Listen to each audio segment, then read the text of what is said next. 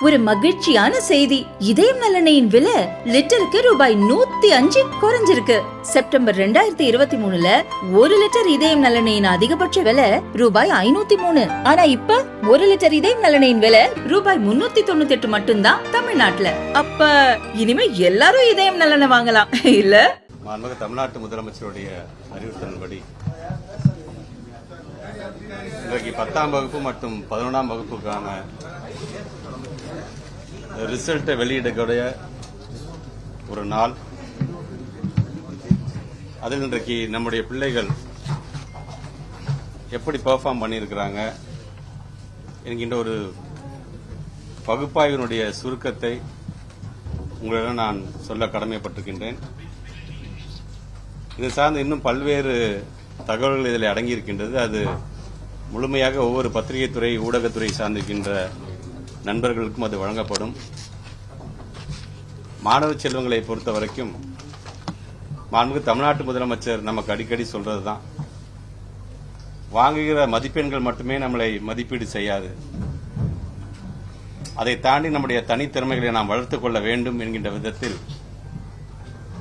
பிள்ளைகள் எந்த அளவுக்கு அது மதிப்பெண்கள் பெற்றிருந்தாலும் அதை முழுமனதோடு அதை ஏற்றுக்கொண்டு அடுத்த கட்டத்தில் நாம் நம்ம எப்படி ஃபைன் டியூன் பண்ணிக்கணும், எது சார்ந்து நாம் படிக்க வேண்டும் என்பதை எங்களுடைய பெருமதிப்பிற்குரிய ஆசிரியர் பெருமக்கள் எந்த அளவிற்கு உங்களுக்கு வழிகாட்டுகிறார்களோ அந்த வழிகாட்டுதலை நீங்கள் பின்பற்ற வேண்டும். பெற்றவர்களுக்கு நான் வைக்கக்கூடிய ஒரு வேண்டுகோள் என்பது, நம்முடைய மாணவ செல்வங்கள், நம் வீட்டு பிள்ளைகள் எதிர்கால தூண்கள், எதிர்கால தலைவர்கள் என்று தமிழ்நாட்டு முதலமைச்சர் ஒருவர் மட்டும் சொன்னால் பத்தாது. பெற்றவங்களா இருக்கிற நாமும் அதை முழுமையாக அதை நாம் நம்புகின்ற அளவிற்கு பிள்ளைகள் பெற்றிருக்கின்ற மதிப்பெண்கள் அது எப்படிப்பட்ட மதிப்பெண்ணாக இருந்தாலும் அவர்களை ஊக்கப்படுத்த வேண்டியது ஒவ்வொரு பெற்றோர்களுக்கும் அது ஒரு மிகப்பெரிய ஒரு கடமையாக இருந்திட வேண்டும் என்கின்ற என்னுடைய வேண்டுகோளை வைக்கின்றேன். பிள்ளைகளை ஒரு வயசுக்கு மேல நண்பர்களாக நீங்கள் பார்க்க வேண்டும். அந்த பிள்ளைகளை ஊக்கப்படுத்துகின்ற விதத்தில் உங்களுடைய செயல்பாடும் உங்களுடைய வார்த்தைகளும் அமைந்திட வேண்டும். தேர்ச்சி பெற்றிருக்கின்ற மாணவர்களுக்கு பள்ளிக்கல்வித்துறை அமைச்சராக எங்களுடைய துறையின் சார்பாக என்னுடைய வாழ்த்துக்கள், பாராட்டுகள். தேர்ச்சி பெற முடியாதவர்களுக்கென்று இன்றைக்கு அரசாங்கம் உங்களுக்கென்று ஒரு சப்ளிமெண்டரி எக்ஸாமே வச்சிருக்கிறாங்க. உடனடியாக அந்த சப்ளிமெண்டரி எக்ஸாம் எழுதுவதற்குள்ளாக உங்களை நீங்கள் தயார்படுத்திக் கொண்டு நீங்கள் இந்த ஆண்டே 11ஆம் வகுப்பில் சேர்வதற்கான அந்த சூழ்நிலையை நீங்கள் ஏற்படுத்திக் கொள்ள வேண்டும் என்கின்ற அந்த வேண்டுகோளோடு, இந்த பகுப்பாய்வினுடைய சுருக்கம் என்பது தேர்வு SSLCயோட ஃபர்ஸ்ட் இது சொல்றேன் நான். தேர்வு நடைபெற்ற நாட்கள் 28/3/2025 முதல் 15/4/2025 வரை. தேர்வு முடிவுகள் வெளியிடப்படும் நாள் 16/5/2025. தேர்வு எழுதிய மொத்த மாணாக்கர்களின் எண்ணிக்கை 8,71,239. மாணவர்களின் எண்ணிக்கை 4,35,119. மாணவர்களின் எண்ணிக்கை 4,36,120. தேர்ச்சி விவரங்கள்: தேர்ச்சி பெற்றவர்கள் 8,17,261, ஏறத்தாழ 93.8% தேர்ச்சி விகிதம். இதில் மாணவியர் 4,17,183, 95.88% தேர்ச்சி அடைந்துள்ளனர். மாணவர்கள் 4,78,000, அதாவது 91.74% தேர்ச்சி அடைந்துள்ளனர். மாணவர்களை விட 4.14% மாணவியர் அதிகம் தேர்ச்சி பெற்றுள்ளனர். தேர்வுக்கு வருகை புரியாதவர்கள் 15,652. கடந்த மார்ச் ஏப்ரல் 2024ஆம் ஆண்டு பொதுத் தேர்வில் தேர்வு எழுதிய மாணாக்கர்களின் எண்ணிக்கை 8,94,264. தேர்ச்சி பெற்றோர் 8,18,743. தேர்ச்சி சதவீதம் 91.55. கடந்த மார்ச் ஏப்ரல் 2024 பொதுத் தேர்வினை விட இவ்வாண்டு தேர்ச்சி விகிதம் என்பது 2.25% கூடுதலாக உள்ளது. கூடுதல் விவரங்கள்: 10ஆம் வகுப்பு பொதுத் தேர்வு எழுதிய மொத்த பள்ளிகளின் எண்ணிக்கை 12,485. இவற்றில் மேல்நிலை பள்ளிகளின் எண்ணிக்கை 7,555. உயர்நிலை பள்ளிகளின் எண்ணிக்கை 4,930. 100% தேர்ச்சி பெற்ற பள்ளிகளின் எண்ணிக்கை 4,917. 100% தேர்ச்சி பெற்ற அரசு பள்ளிகளின் எண்ணிக்கை 1,867. பள்ளிகள் மேலாண்மை வாரியான தேர்ச்சி சதவிகிதம் என்பது அரசு பள்ளிகள் 91.26%, அரசு உதவி பெறும் பள்ளிகள் 93.63%, தனியார் சுயநிதி பள்ளிகள் 97.99%. பள்ளிகள் வகைப்பாடு வாரியான தேர்ச்சி சதவிகிதம்: இருபாலர் பள்ளிகள் 94.06%, பெண்கள் பள்ளிகள் 95.36%, ஆண்கள் பள்ளிகள் 87.84%. பெண்கள் பள்ளிகள் ஆண்கள் பள்ளிகளை விட 7.52% கூடுதலாகவும், இருபாலர் பயிலும் பள்ளிகள் ஆண்கள் பள்ளிகளை விட 6.22% கூடுதலாக தேர்ச்சி பெற்றுள்ளனர். பாடவாரியான 100 மதிப்பெண்கள் பெற்ற மாணாக்கர்களின் எண்ணிக்கை தேர்ச்சி சதவீதம்: தமிழ் பாடத்தில் இதுவரைக்கும் 98.09% தேர்ச்சி பெற்றிருக்கிறார்கள். 8 மாணாக்கர்கள் 100% பெற்றிருக்கிறார்கள், 100 மார்க் பெற்றிருக்கிறார்கள். ஆங்கிலத்தை பொறுத்தவரைக்கும் 346 மாணாக்கர்கள் 100%, கணிதம் 1996 மாணாக்கர்கள் 100%, அறிவியல் 10,838 மாணாக்கர்கள் 100%, சமூக அறிவியல் 10,256 மாணாக்கர்கள் 100%. அதிக தேர்ச்சி சதவீதம் பெற்ற முதல் 5 மாவட்டங்கள்: முதலிடத்தில் சிவகங்கை, விருதுநகர், தூத்துக்குடி, கன்னியாகுமரி, திருச்சி. அரசு பள்ளி மாணாக்கர்களில் அதிக தேர்ச்சி சதவீதம் பெற்ற முதல் 5 மாவட்டங்கள்: முதல் மாவட்டம் சிவகங்கை, விருதுநகர், கன்னியாகுமரி, திருச்சி, தூத்துக்குடி.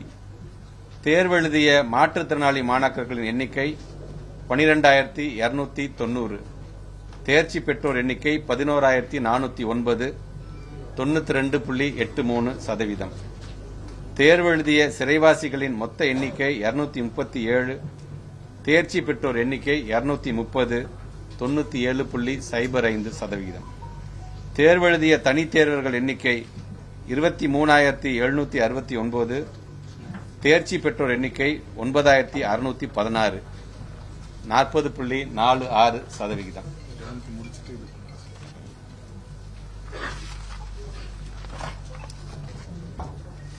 11ஆம் வகுப்பிற்கான தேர்வு முடிவுகள். தேர்வு நடைபெற்ற நாட்கள் 5/3/2025 முதல் 27/3/2025 வரை. தேர்வு முடிவுகள் வெளியிடப்படும் நாள் 16/5/2025. தேர்வெழுதிய மொத்த பள்ளி மாணாக்கர்களின் எண்ணிக்கை 8,07,098. மாணவரின் எண்ணிக்கை 4,24,610. மாணவர்களின் எண்ணிக்கை 3,82,488. தேர்ச்சி விவரங்கள்: தேர்ச்சி பெற்றவர்கள் 7,43,232, 92.09%. மாணவியர் 4,03,949, 95.1% தேர்ச்சி அடைந்துள்ளனர். மாணவர்கள் 3,39,283, 88.7% தேர்ச்சி அடைந்துள்ளனர். மாணவர்களை விட 6.43% மாணவியர் அதிகம் தேர்ச்சி பெற்றுள்ளனர். தேர்விற்கு வருகை புரியாதவர்கள் 11,025. கடந்த 2024ஆம் ஆண்டு தேர்வெழுதிய மாணாக்கர்களின் எண்ணிக்கை 8,11,172. தேர்ச்சி பெற்றோர் 7,39,539. தேர்ச்சி சதவிகிதம் 91.17%. கடந்த மார்ச் 2024 பொதுத் தேர்வினை விட இவ்வாண்டு தேர்ச்சி 0.92% கூடுதலாக உள்ளது. கூடுதல் விவரங்கள்: மேல்நிலைப் பள்ளிகளின் எண்ணிக்கை 7,558, 100% தேர்ச்சி பெற்ற மேல்நிலைப் பள்ளிகள் எண்ணிக்கை 2042. 100% தேர்ச்சி பெற்ற அரசு மேல்நிலைப் பள்ளிகளின் எண்ணிக்கை 282. பள்ளிகள் மேலாண்மை வாரியான தேர்ச்சி சதவீதம் அரசு பள்ளிகள் 87.34%, அரசு உதவி பெறும் பள்ளிகள் 93.09%, தனியார் சுயநிதி பள்ளிகள் 98.03%. பள்ளிகள் வகைப்பாடு வாரியான தேர்ச்சி சதவீதம் இருபாலர் பள்ளிகள் 92.4%, பெண்கள் பள்ளிகள் 95.02%, ஆண்கள் பள்ளிகள் 83.66%. பெண்கள் பள்ளிகள் ஆண்கள் பள்ளிகளை விட 11.36% கூடுதலாகவும், இருபாலர் பயிலும் பள்ளிகள் ஆண்கள் பள்ளிகளை விட 8.74% கூடுதலாகவும் தேர்ச்சி பெற்றுள்ளனர். முக்கிய பாடங்களில் 100 மதிப்பெண்கள் பெற்ற மாணாக்கர்களின் எண்ணிக்கை தேர்ச்சி சதவிகிதம். தமிழ்ல 97.2% தேர்ச்சி, 100 மதிப்பெண்கள் பெற்ற மாணாக்கர் எண்ணிக்கை 41. இப்படி ஆங்கிலம், இயற்பியல், வேதியியல், உயிரியல், கணிதம் என்று ஒவ்வொரு விதத்திலும் எத்தனை மாணாக்கர்கள் 100க்கு 100 வாங்கியிருக்கார்கள் என்கின்ற அந்த செய்தி குறிப்பும் உங்களிடம் அது வழங்கப்படும். ஏதேனும் ஒரு பாடத்தில் 100 மதிப்பெண்கள் பெற்ற மாணாக்கர்களுடைய எண்ணிக்கை 8446. ஏதேனும் ஒரு பாடத்தில் 100 மதிப்பெண்கள் பெற்ற அரசு பள்ளி மாணாக்கர்களின் எண்ணிக்கை 582. பிரிவு வாரியாக தேர்ச்சி சதவீதம், எந்த குரூப்ல எவ்வளவு பர்சன்டேஜ்? அறிவியல் பாடப்பிரிவுகளில் 95.08%, வணிகவியல் பாடப்பிரிவுகள் 87.33%, கலைப்பிரிவுகள் 77.94%, தொழில்பாட பிரிவுகள் 78.31%. அதிக தேர்ச்சி சதவீதம் பெற்ற முதல் 5 மாவட்டங்கள்: முதல் மாவட்டம் அரியலூர் மாவட்டம், இரண்டாவது ஈரோடு, விருதுநகர், கோயம்புத்தூர், தூத்துக்குடி. அரசு பள்ளி மாணாக்கரின் அதிக தேர்ச்சி சதவீதம் பெற்ற முதல் 5 மாவட்டங்கள்: முதல் மாவட்டம் அரியலூர், பிறகு ஈரோடு, நாகப்பட்டினம், விருதுநகர், சிவகங்கை. தேர்வு எழுதிய மாற்றுத்திறனாளி மாணாக்கர்களின் எண்ணிக்கை 9205, தேர்ச்சி பெற்றோர் எண்ணிக்கை 8460, ஏறத்தாழ 91.91%. தேர்வு எழுதிய சிறைவாசிகளின் மொத்த எண்ணிக்கை 125, தேர்ச்சி பெற்றோர் எண்ணிக்கை 113, 90.4%. தேர்வு எழுதிய தனித்தேர்வுகளின் எண்ணிக்கை 4326, தேர்ச்சி பெற்றோர் எண்ணிக்கை 950, 21.96%. 10ஆம் வகுப்பை பொறுத்த வரைக்கும் பிள்ளைங்க இப்பயே நீங்க உங்களுக்கான ரிசல்ட் நீங்க பார்க்க ஆரம்பிச்சிடலாம். +1 பொறுத்த வரைக்கும் 2 மணியிலிருந்து உங்களுடைய தேர்ச்சிக்கான அந்த முழு தகவலை நீங்கள் பெற்றுக்கொள்ளலாம். 10ஆம் வகுப்பு SSLC மற்றும் மேல்நிலை முதலாம் ஆண்டு +1 2025 பொதுத் தேர்வு தற்காலிக மதிப்பெண் சான்றிதழ், மதிப்பெண் பட்டியல் வழங்குதல், விடைத்தாள் நகல் கோரி விண்ணப்பித்தல், ஜூலை 2025 துணைத் தேர்வுகள் நடத்துதல் குறித்த அறிவிப்புகள்.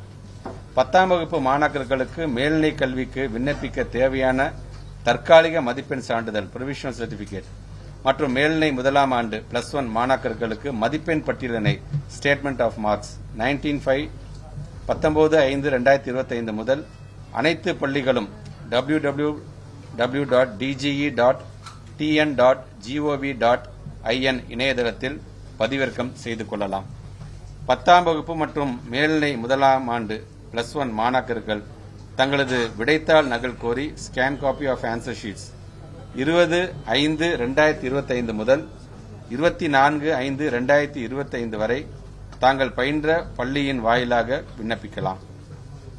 தேர்வில் தேர்ச்சி பெறாத, வருகை புரியாத மாணாக்கர்களின் எதிர்கால நலன் கருதி 10ஆம் வகுப்பு மற்றும் மேல்நிலை முதலாம் ஆண்டு +1 துணைத் தேர்வினை 4/7/2025 முதல் நடத்திட திட்டமிடப்பட்டுள்ளது.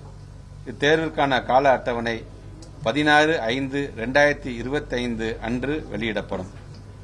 துணைத் தேர்விற்கு பள்ளி மாணாக்கர்கள் தாங்கள் பயின்ற பள்ளிகள் வாயிலாகவும், தனித் தேர்வர்கள் அரசு தேர்வுகள் இயக்க சேவை மையங்களிலும் 22/5/2025 முதல் 6/6/2025 வரை விண்ணப்பிக்கலாம் என்று தெரிவித்துக் கொள்ளப்படுகிறது. குறிப்பாக இந்த தேர்ச்சி சதவீதம் என்று வரும்பொழுது அனைத்து பள்ளியையும் சார்ந்திருக்கின்ற அரசு பள்ளி, அரசு உதவி பெறுகின்ற பள்ளி, தனியார் பள்ளிகள் என்று அனைத்து பள்ளியை சார்ந்திருக்கின்ற எங்களுடைய பெருமதிப்பிற்குரிய ஆசிரியர் பெருமக்களுக்கும் இந்த நேரத்தில் எங்களுடைய வாழ்த்துக்களையும் பாராட்டுகளையும் குறிப்பாக நன்றிகளையும் நான் தெரிவித்துக் கொள்கின்றேன். ஒவ்வொரு ஆண்டும் இது போன்ற தேர்ச்சி விகிதம் அதிகமாக வேண்டும். நம்முடைய மாணாக்கர்கள் எப்படி தமிழ்நாட்டுடைய முதலமைச்சர் கல்வியில் இன்னைக்கு அதிகம் கவனம் செலுத்துகிறார்களோ, ஒட்டுமொத்தமாக இந்தியாவிலேயே இன்னைக்கு ஒரு நம்பர் 1 ஸ்டேட்டாக நம்பர் 1 முதலமைச்சராக இருக்கின்ற அவருடைய வழிகாட்டுதலின்படி எங்களுடைய ஆசிரியர் பெருமக்களும் ஒட்டுமொத்த இந்தியாவிலே நம்பர் 1 இருப்பார்கள் என்பதை பறைசாற்றுகின்ற விதமாகத்தான் ஒவ்வொரு ஆண்டும் இது போன்ற தேர்ச்சி விகிதத்தை எங்களால் பார்க்க முடிகிறது என்பதை நான் பெருமையுடன் எடுத்து சொல்கின்றேன்.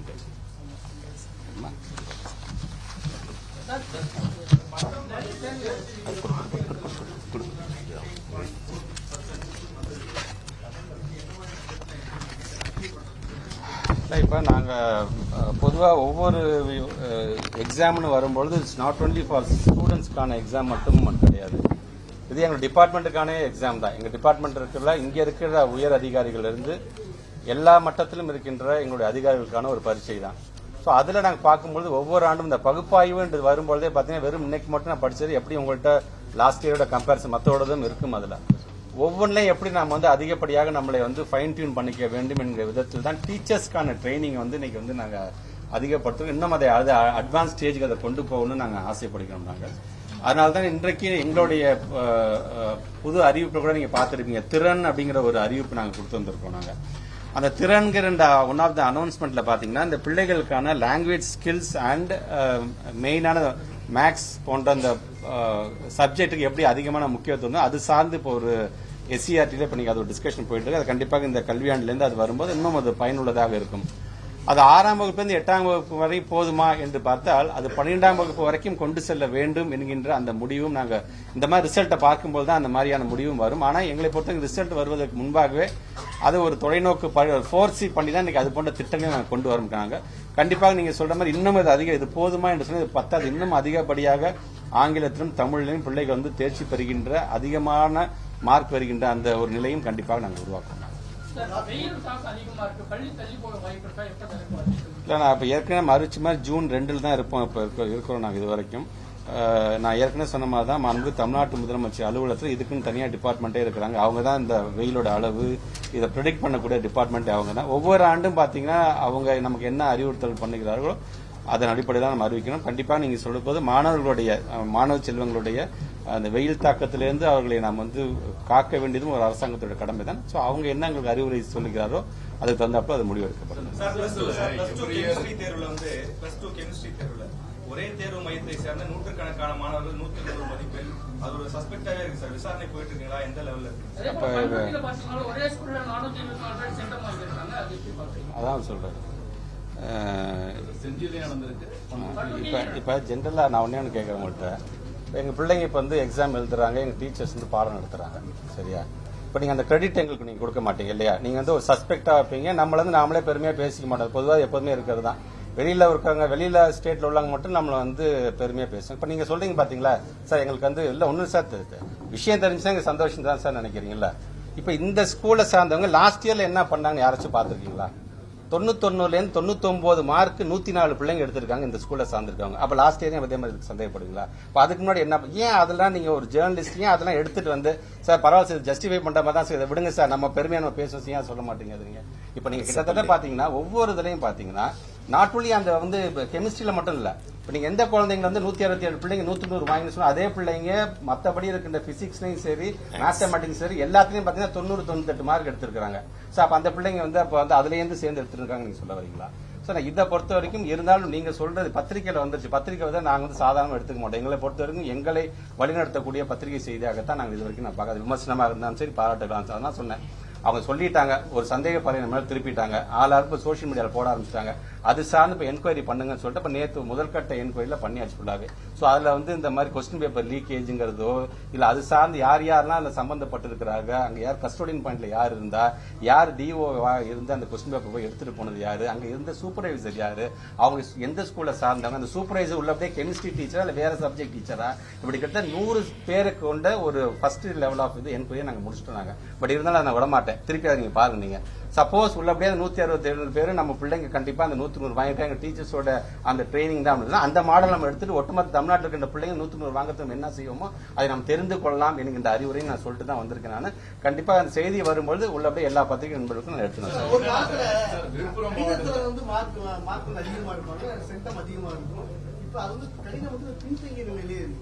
வெளியிட்ட போன வாரம் வெளியிட்ட ஆய்வறிக்கையில கூட 8th ஸ்டாண்டர்ட் வந்து கணிதம் வந்து பின்னால இது வந்து நம்ம கணிதத்தை வந்து முன்னிலைப்படுத்துறதுக்கு என்ன செய்ய போறோம். இப்ப இந்த ஸ்டேட் டெவலப்மெண்ட் பிளானிங் கமிஷன் ஒரு ரிப்போர்ட் எனக்கு சிஎம் கொடுத்தாங்க. நாங்களும் அதை ஃபுல்லா எங்க டிபார்ட்மெண்ட் ஃபுல்லா உட்காந்து பார்த்தோம். நீங்க சொல்ற மாதிரி 3வது வகுப்பை சார்ந்திருக்கின்ற பிள்ளைகள் கணக்கு பாடத்துல நேஷனல் ஆவரேஜை விட, அதாவது நேஸ்ல இருந்து கொஞ்சம் நமக்கு வந்து ஒரு கம்மியான ஒரு பாயிண்ட் காமிச்சிருக்காங்க. 5th ஸ்டாண்டர்ட் 8th ஸ்டாண்டர்ட் பொறுத்த வரைக்கும் ஆங்கில பாடத்துல நம்ம வந்து கொஞ்சம் குறைஞ்சிருக்கோம். But apart from that 8th ஸ்டாண்டர்ட்ல படிக்கிற குழந்தைகள் கணக்குல வரும்போது நேஷனல் ஆவரேஜை விட நம்ம கொஞ்சம் அதிகமாக தான் இருக்கிறோம் என்று சொன்னா அது பத்தாது. அது ஆக்சுவலா நீங்க சொல்ற மாதிரி இப்ப இந்த 8வது படிக்கிற பிள்ளைகளை பொறுத்த வரைக்கும் எங்களுக்கு வந்து இந்த கொரோனா பேட்ச்ல வந்த பிள்ளைகள் அதுக்கு நாங்க தயார்படுத்த வேண்டியது எங்களோட கடமை தான். ஏன்னா 9, 10, 11, 12 எப்படியோ பசங்க நம்ம டீச்சர்ஸ் ப்ரெஷர் பண்ணி போட்டு அவங்க 12th நல்ல ரிசல்ட் நம்ம கொடுத்துறோம். பட் ஆனால் அது மட்டும் போதுமானு சொன்னது 8வது வரைக்கும் இருக்கிற அந்த பேசிக் அந்த கற்றல் என்பது அவசியம் தான். அதனால தான் நான் சொன்ன மாதிரி இந்த திறன் அப்படிங்கிற நாங்க ஒரு அனௌன்ஸ்மெண்ட் நாங்க கொடுத்துருக்கோம். அது இந்த வருஷம் வரும்பொழுது அதோட இம்பாக்ட் கண்டிப்பாக எப்படி எண்ணும் எழுத்துமோட இம்பாக்ட் வந்து நமக்கு 3ஆம் வகுப்பு 5ஆம் வகுப்புல வந்து ஒரு நல்ல ரிசல்ட் நமக்கு கொடுத்திருக்கின்றதோ, இல்லம் தேடி கல்வி எப்படி அந்த கொரோனா பேட்சை சார்ந்திருக்கிற பிள்ளைகளுக்கு 8ஆம் வகுப்புல ஓரளவுக்கான ரிசல்ட் இம்பாக்ட் கொடுத்திருக்கின்றதோ, அந்த மாதிரி திறன் என்கின்ற ஒரு மிகப்பெரிய ஒரு இந்த திட்டம் என்பது அடுத்த ஆண்டு ஒரு மிகப்பெரிய ஒரு இம்பாக்ட் கொடுக்கும்.